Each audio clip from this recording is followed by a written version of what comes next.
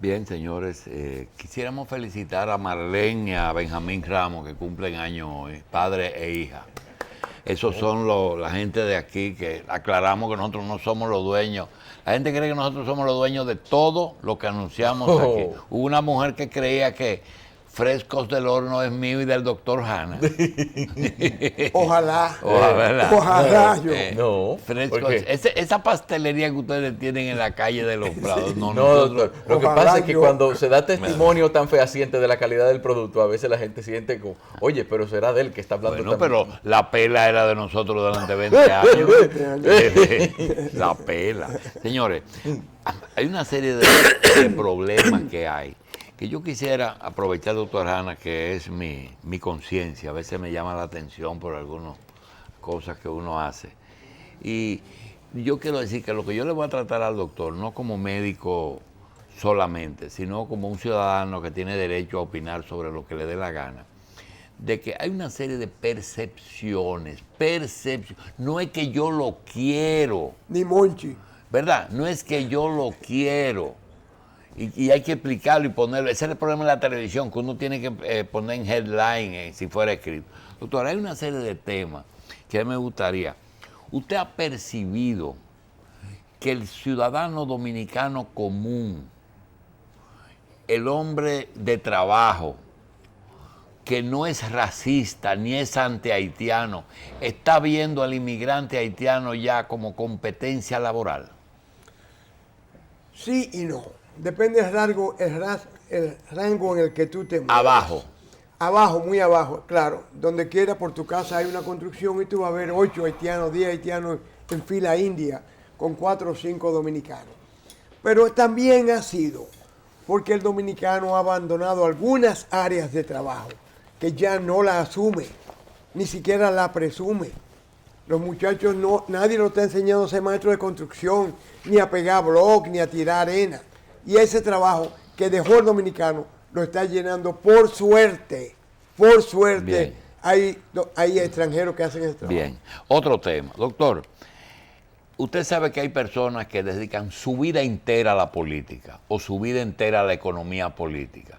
Y se supone que son politólogos, personas pensantes, gente con experiencia. Que cómo es posible que un hombre como el señor Trump o el señor Karim Anbunaba tengan muchas posibilidades de convertirse, uno en el presidente de los Estados Unidos y el otro, que comenzó de juego, pueda convertirse en el alcalde de la capital? ¿Cuál es el fenómeno raro que existe en ese tipo de cosas? Hubo un candidato que se retiró, Ben Carson, un brillante neurocirujano, el hombre que inventó cortar el cerebro por la mitad y sacar una mitad y dejar la otra, que se retiró y dijo, mira, la gente me quiere mucho, simpatiza conmigo, pero no votan por mí. Entonces mucha gente confunde simpatías con voto, con levantarse una mañana, cambiarse, afeitarse, ir a depositar su voto y confiar en que esa persona va a resolver los problemas de él. Y eso pasa mucho también en la esfera política. Uno es un politólogo, el que estudia la política, pero el que la trabaja no es politólogo, es político. Ese sabe lo que cuesta levantarse todos los días, cuánto hay que invertir, qué es lo que realmente hay que hacer, cuánto se ofrece y cuánto se cumple. Donald Trump ha tomado un nicho de la población norteamericana que está harta de la tragedia que viene acompañándolo hace 10 años en cuanto a lo económico y lo laboral. Se fueron las industrias de Estados Unidos, se fueron para China, se fueron para el Japón, se fueron para Indonesia, Latinoamérica, la República Dominicana. Y entonces el americano de hoy, aunque tú lo veas bollante en los restaurantes y eso, está comiéndose sus ahorros. La capacidad de ahorro del americano ha caído en más de un 60%. Si antes el americano ahorraba un 7% todos los años, hoy debe en tarjeta de crédito 15 y 16% de lo que haya llegado a un punto en que en República Dominicana, al dominicano que quiere tener buenas relaciones con Estados Unidos y con su gobierno, a veces piensa que le iría mejor con un Donald Trump que con Hillary Clinton. A Trump se le calculó su patrimonio hace un mes. llega a 10.000 millones de dólares. Patrimonio, que él ha quebrado 2 veces, porque se ha divorciado 2 veces, y hace unas quiebras que parecen fraudulentas, son raras. Pero es un hombre que en cuanto a materia económica, trabajo y producción, tiene mucho que enseñar, Donald Trump. Mucho, mucho. Es un tigre de la economía americana. Que en sus expresiones a veces es díscolo, es verdad. Pero a veces los temas que trata son temas reales de la problemática americana. Y que se transmite el sentir de mucha gente. De muchos americanos, sobre todo el americano redneck, el americano racista, xenófobo. Bien. Doctor, terminado ese tema, otro tema. Usted recuerda que la universidad era única, Universidad de Santo Domingo. Después de la revolución vino el problema de la autonomía y todas las cosas. 44. Y después salió, antes de la 44, salen un grupo por razones ideológicas, salen de la UAS expulsados y hacen una de las mejores universidades que hemos tenido. Más que salen, lo sacan.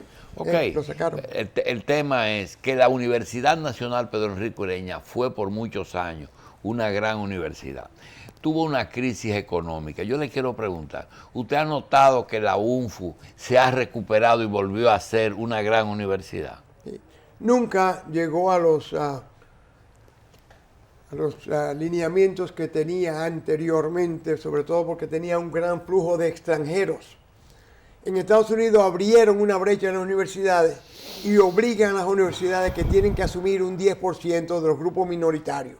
Esas personas que antes venían a estudiar en Santo Domingo, hoy consiguen en las universidades americanas la oportunidad independientemente de sus notas o su cuestión académica. Bien. Los estudiantes americanos le deben al Estado 1.1 trillones de dólares de préstamos. De los préstamos. De los Bien. préstamos. Doctor, ahora en política puro, usted que ha estado desde siempre cerca de la política y dentro de la política en otra ocasión, ¿usted considera que la alianza que hizo Quique Antún con el PRM y la que hizo Miguel Vargas con el PRD, para ellos dos, independientemente de Danilo y de Luis, puede ser una alianza para ellos que les conviene y ya ganaron? Mira, las circunstancias, tú lo sabes bien, fueron diferentes. A Miguel Vargas lo dejaron solo los diputados o los congresistas del PRD. Y ya habían negociado su parte, sobre todo su repostulación, no reelección, repostulación, sí, con la reelección presidencial. Miguel no tuvo alternativa, estaba solo y en cuero en la calle El Conde a las 5 de la tarde. Tenía que negociar con el presidente Danilo Medina. Lo de Quique Antún es diferente. Quique ha asumido un partido que perdió su líder hace muchos años y que estaba de capa caída. Era un partido totalmente bisagra. Y ha podido manipularlo y llevarlo a una posición, sobre todo porque a Abinader le conviene la posición número 3 porque es más fácil de identificar. Yo creo que fueron dos buenos pactos. Bien. Doctor. Y el Partido Reformista había negociado anteriormente con el PRD. Doctor, el arroz con habichuela. Usted habló ahorita con la ministra y siempre ha creído en el manejo de un Estado como un padre de familia maneja su casa. Y yo le quiero preguntar, todos los presupuestos de los departamentos diferentes del Estado, salvo raras excepciones, alcanzarían si no fuera por el alto componente de corrupción? Claro que sí. Tan rápido, ¿eh? Lo dijo la presidenta de la Cámara de Cuentas hace 3 años. La corrupción de este país, si se utilizara bien, daría lugar a una segunda república. Lo dijo ella, no yo. Ella que tiene los números en la mano y que nunca ha sometido a nadie. Y aquí usted sabe que de un presupuesto de 700.000 millones de pesos, hay 50, 60.000 millones de pesos que se van a perder si somos conservadores en el 10%. Porque aquí hay ministerios que piden 40% para pagarte una deuda vieja. O sea, eliminando la corrupción, el dinero da para todo, inclusive para los médicos, doctor. Doctor, usted que ahí es un espectador y está al día en medios de comunicación lo que está pasando, cuando uno ve que la empresa más grande española, Fenosa, y la más grande empresa brasileña, Odebrecht, se ven atentados contra la pared acusada de corrupción, de corromper, es decir, porque son corruptos y corruptores. ¿Qué sensación le da? Mira, La corrupción es un componente ya normal. yo una vez, el corrupto y el corruptor son dos entidades que la sociedad tiene que mirar con igual severidad. Tan malo es el que te dice que te está inspeccionando una cosa, toma 1.000 pesos y no mire para allá, como el que lo acepta. Mira lo que dice Odebrecht. Nosotros tenemos un contrato llave en mano con República Dominicana. Y yo le digo, mira, eso cuesta 22.000 millones de pesos, vamos a decir. Entonces el ministro de lo que sea dice, espérate un momentico, dame eso. Y dice, bueno, ponle 10% para fulano, 15% para otro, y eso termina en 32.000 millones de pesos. Dice Odebrecht, yo no soy responsable de eso. Llave en mano son 22, pero lo que se presenta al pago son 32.000 millones. O sea, también participa porque factura. Para sacar ese dinero tiene que facturar y el otro aprovecharse de ese dinero. O sea, en la corrupción hay muchos componentes. Y el más importante quizás no es el que recibe el dinero, es el que negocia el acto de corrupción. Usted ha sido funcionario por una vez. Ha Por sido 4 empleado, años. pero fue funcionario. En política, en la guerra y en el amor, todo se vale. No, doctor, es imposible. No todo se vale. Ni siquiera Euclides Gutiérrez Félix, que fue quien enarboló esa teoría. Todo, en política se hace lo que conviene. Claro. Y en el amor también. Pero no se hace todo. Porque hay cosas que están penadas que tú no puedes. Tú no puedes casarte 3 veces. Porque estés enamorado con 3 mujeres. Eso no cabe en el estamento de nosotros. Pero mira, hay cosas que son muy sensibles, que hay que abordarlas desde un punto ético y moral. Son 2 cosas diferentes. La ética es la ciencia del bien y del mal, y la moral es la ejecución de esa ciencia. Pero nosotros manejamos en el Seguro Social 4 años 10.400 millones de pesos. Y con esa daba para pagar a los médicos todos los meses, para cumplir todos los compromisos, para tener 68 estancias infantiles con 1.260 niños que aprendieron a leer antes de los 5 años. Y un manejo del envejeciente en lugares apropiados para darle oportunidades de compartir y eso. Entonces, con poco dinero, bien administrado, se hace mucho. Donde no se hace mucho es cuando es el relajo de la corrupción. Aquí todo el mundo sabe quiénes son corruptos y quiénes tienen los dineros. Pero no pasa nada. Y como no hay régimen de consecuencia, ¿por qué carajo Carlos Alonso no se va a robar los micrófonos de aquí? Si no le va a pasar nada. Marcelo. No le va a pasar nada y él lo sabe. Entonces, si la corrupción es una tragedia, la impunidad es peor. Porque la impunidad es responsabilidad del Estado. Tú no puedes evitar que yo me lleve este periódico. Pero si tú me sales allá afuera y dices, mira, bueno, ese periódico no es tuyo, devuélvelo. O no venga más a este local. Doctor, el funcionario político que eligió esa carrera por voluntad propia, el médico que eligió esa carrera pudiendo haber elegido otra, o el cura que decidió hacer voto de castidad, el fiel, los fieles, el paciente que entra al consultorio y el ciudadano que entra a una oficina pública para que a un servidor público, dejaron ellos 3 de ser la primera persona y pasa a ser la persona que viene a recibir el servicio el más importante, es decir, el paciente más importante que yo. Pero es así. Es así. Así debería de ser. Debería de Así ser. debería ser, porque tú eres único y yo recibo 20 pacientes todos los días. Cada uno tiene empoderado de sus derechos. Hace una cita, viene, sabe que va a pagar una cuota. Y el que llega a Renta Interna a comprar un sello va a pagar es un impuesto. está más importante que el empleado. Claro que el funcionario que está ahí, que vive de lo que esa persona Y si él paga, no le está haciendo un favor, de ninguna manera. ni doctor. el tipo tiene que pagar un favor para Oye, pagar un impuesto. Esa es la tragedia del funcionario público. Doctor, defender Que el cada pago. persona que entra por ahí es un necio. Que viene a sí, discutir. a joder. Oye, tú me pusiste 25.000 pesos de luz y yo lo que pago es 5.000. ¿Qué pasó? Tiene derecho a Claro, defenderse. y hasta que el pueblo no se empodere de sus derechos, no estamos hablando de mujeres, de género, no, de los derechos de cada uno. Como la madre que lleva el niño a Robert Reed tiene derecho a exigir servicio, porque ella de una manera u otra, o la familia, paga por eso. No paga directamente de su bolsillo. Igual que el que va a pagar de su bolsillo también tiene derecho. Claro, ese tiene más derecho todavía, porque ese sí conoce sus derechos, porque sabe el volumen del costo. Pero realmente cuando una sociedad pierde la perspectiva de quién es esa persona que entró ahí, oye, yo vengo a comprar la placa mía de mi vehículo, son 16,000 pesos. Viene a joder, y tú no me tiendes a mí una alfombra para que yo pague bien, cómodo, tranquilo, porque ese dinero es el que engrosa los fondos de los que yo me beneficio. El mismo médico en su consultorio, nosotros vivimos de lo que paga la gente. Nadie me lleva un peso de regalo. Tú le das una hora de servicio, tú cobras por una hora de servicio. Le das media hora de servicio, cobra por media hora. Pero él lo sabe también. Él lo sabe, me trató bien, me atendió y cuidó mis cosas. Esa persona vale tanto. Doctor, ¿la cortesía incluida o eso no es necesario? No, eso es importantísimo. Es decir, cortesía, humanización. Tú y yo hemos hablado de humanización de servicio 1000 veces. Yo siempre recuerdo a Leonel Fernández en el 98. Que habló de eso. Una noche fue al Darío Contreras como a las 11:30 de la noche. Ni el policía de afuera lo reconoció. Y lo trató como si no fuera nadie. Si no fuera por el tamaño de la escolta. El policía y el guardián se daban cuenta que era el presidente de la República. Y le dio vergüenza lo que vio en el Darío Contreras. Y de ahí salió a hablar.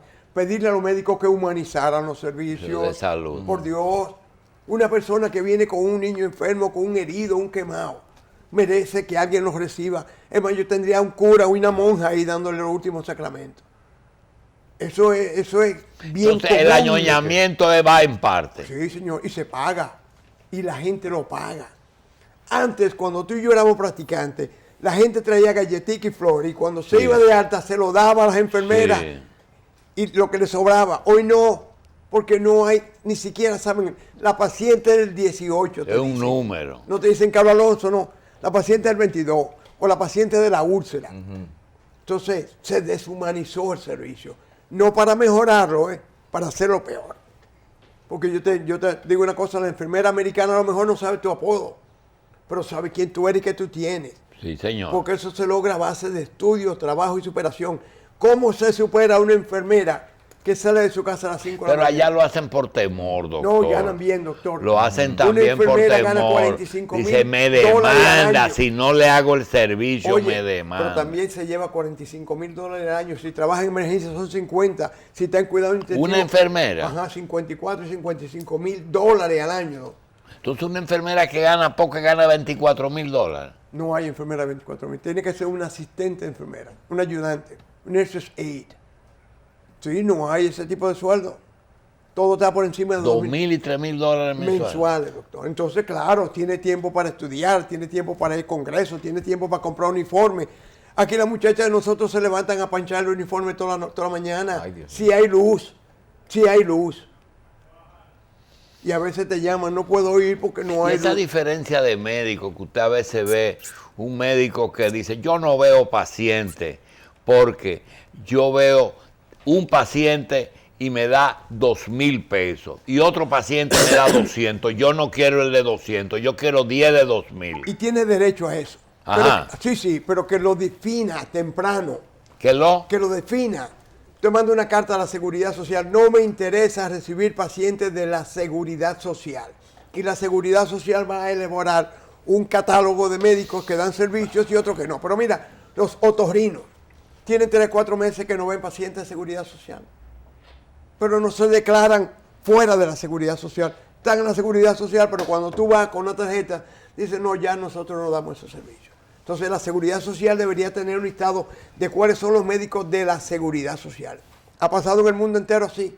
En España hubo inclusive muertos médicos y enfermeras cuando comenzó la Seguridad Social. Y un grupo dijo, yo prefiero ver 10 de 20,000 pesos y no ver 40 de 200 pesos. Doctor, ¿cuánto tiene la ARS guardada? Las ARS. Sí, ARS.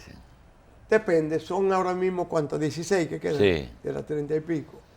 Deben tener, ponle 100 millones cada uno. Doctor, óigame este asunto. ¿Podría, si se cogen los 51,000 millones, que hoy es el 1,3/4, casi el 2%, sí, que son 51,000 millones, si tú coges y dices, ponle eso a la Seguridad Social y el Estado le da eso y atiéndanme con lo de la seguridad social a todos los dominicanos? ¿Alcanzaría?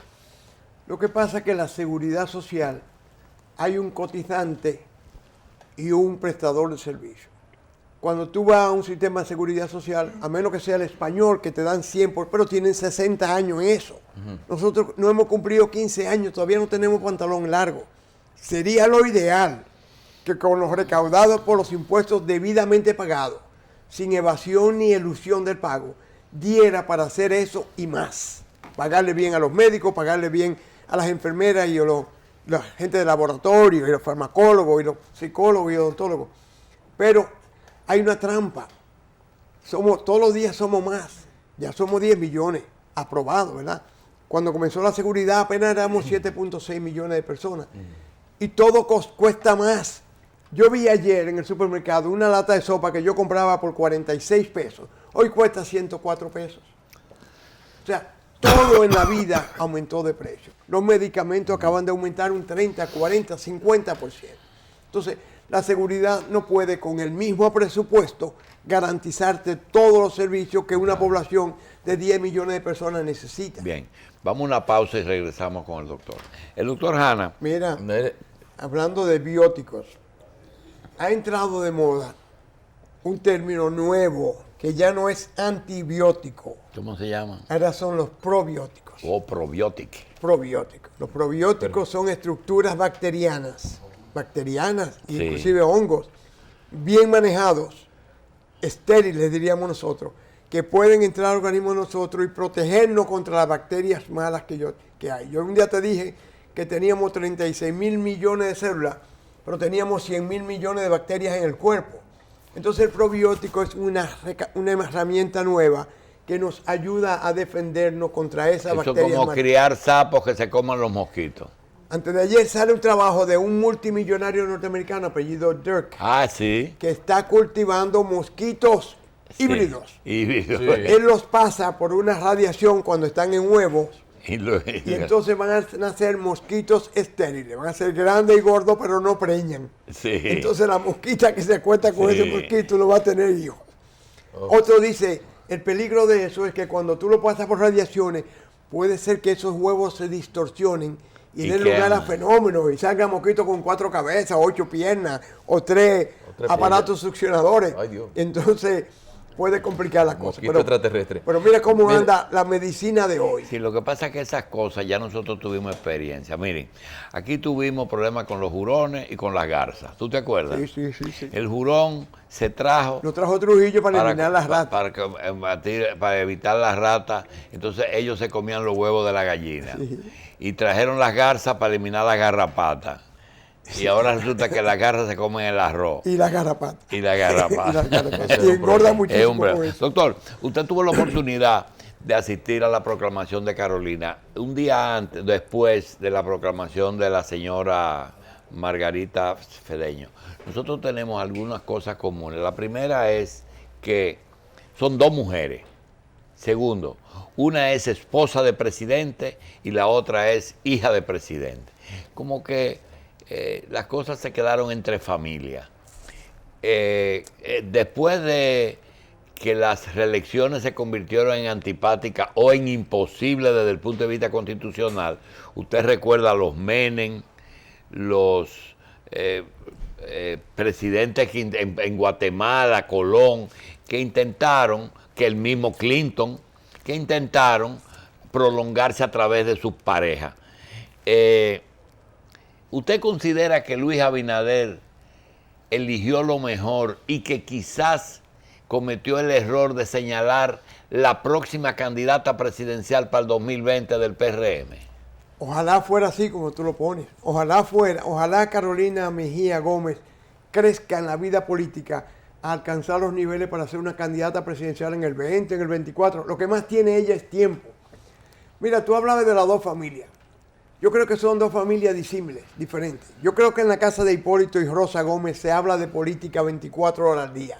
Visitan políticos todos los días. Se entera Carolina por la conversación y la actitud del padre de lo que está pasando en la política PRM.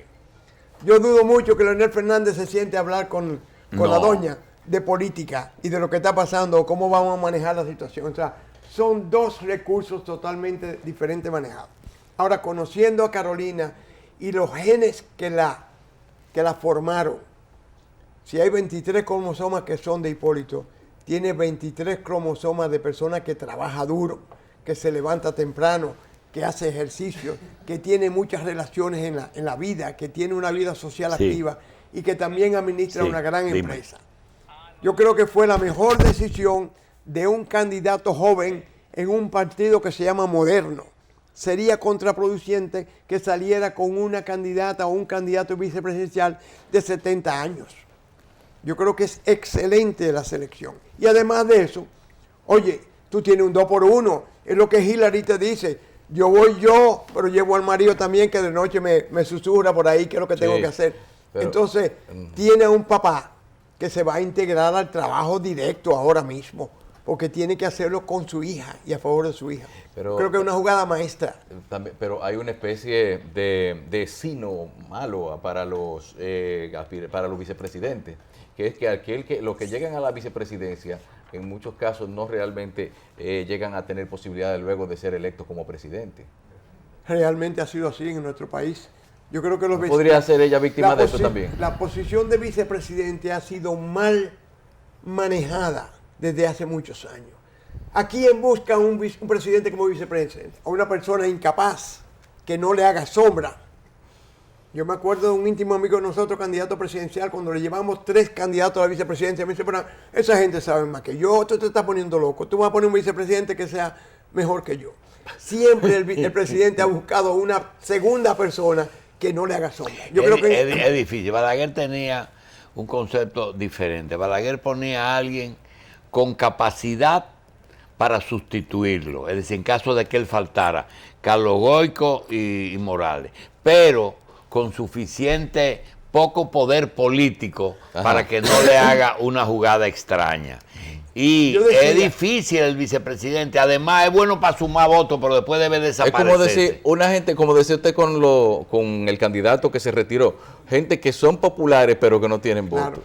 Yo decía que un vicepresidente, por definición, debe ser la persona, hombre o mujer, que aporte a los votos que tú no tienes para ganar las elecciones. Yo quiero... No del mismo sector, porque los votos que tiene Carolina son los votos de Abinader. Aunque ella tiene un sector independiente que lo puede manejar mejor. Yo quiero decirle algo al doctor.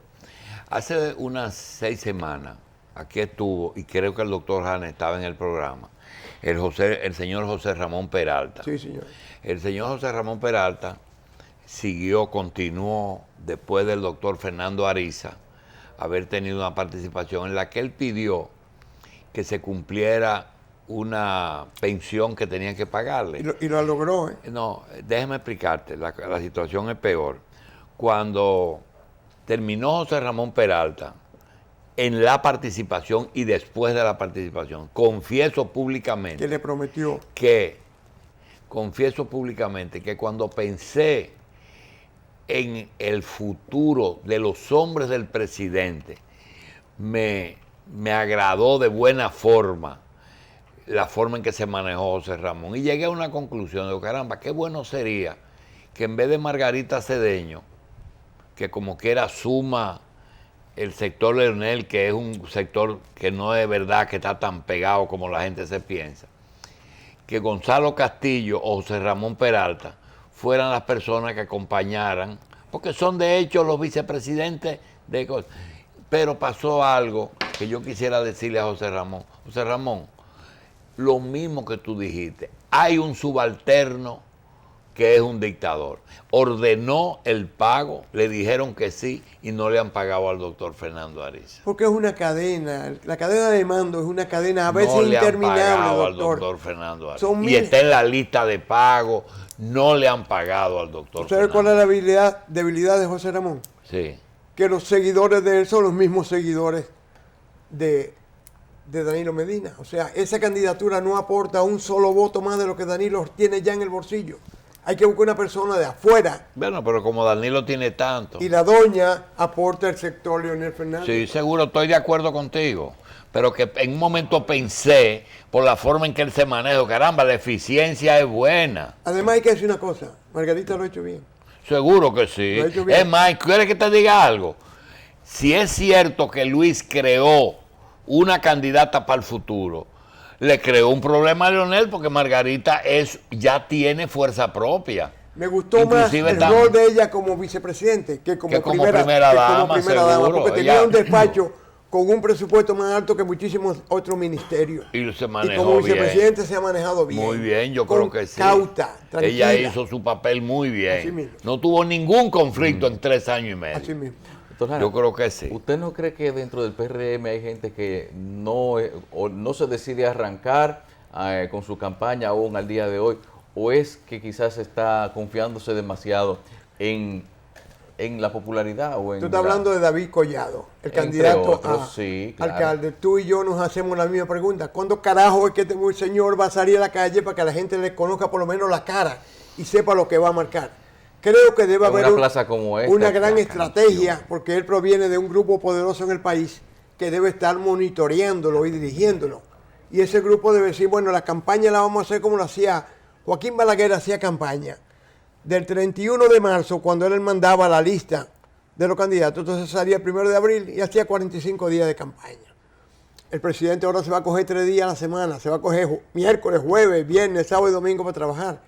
Quizás estos nuevos candidatos tienen ese itinerario de trabajo. Pero no toda la fórmula funciona igual con todo el mundo. No, pero se gasta Porque le menos funciona dinero. bien a Balaguer. Acuérdate que el elemento de ahora es, el presidente Medina sale a la calle sin un peso en los bolsillos y le va bonito.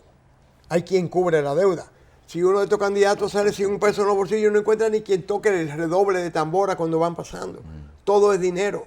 Entonces hay que calcular bien un partido con poco dinero, porque se sabe que tiene poco aporte de la Junta y pocas contribuciones, ¿cómo que va a gastar ese dinero? Ojalá lo haga bien en 45, porque yo creo que la campaña política de este país debiera limitarse un día a 45 días de campaña. Del 1 de abril al 15 de mayo, o el tercer domingo de mayo. Quiero saludar a algo que sospecho antes de que se anuncie oficialmente. Creo que Asmar por fin se definió ya. Alejandro Asmar. Alejandro parece que es candidato de 2 partidos a algo, posiblemente a diputado. Tiene tanto tiempo en una campaña de expectativa que ya era hora de que apareciera. Alejandro se me parece al tipo de Indignados, ¿verdad? Que se pone una careta prototipo. Tú lo has visto, Sí, una careta sí. que nadie sabe quién es. Y tienen 4 años en eso. Hoy se la quitaron y somos de Podemos, somos de Ciudadanos. Ajá, y sí. yo creo que Alejandro hizo lo mismo. Tiene 10 años poniendo vallas y gastando millones Y de no pesos. decía para qué. Parece un motivador. Yo creía Bien. que él quería ser presidente de la República. Yo pensaba que era una pre-campaña de presidencia de la Claro, República. la hizo como tal. Bien. Señores, vamos a darle las gracias y vamos a decirle a Kelvin que nos vemos. Revista Electoral 2016, un compromiso con la democracia. Candidatos, partidos, programas, propuestas, concertación electoral, debates, actividades y concursos por región y por circunscripción. Desde las 5 de la mañana hasta las 11 de la noche. Revista Electoral 2016.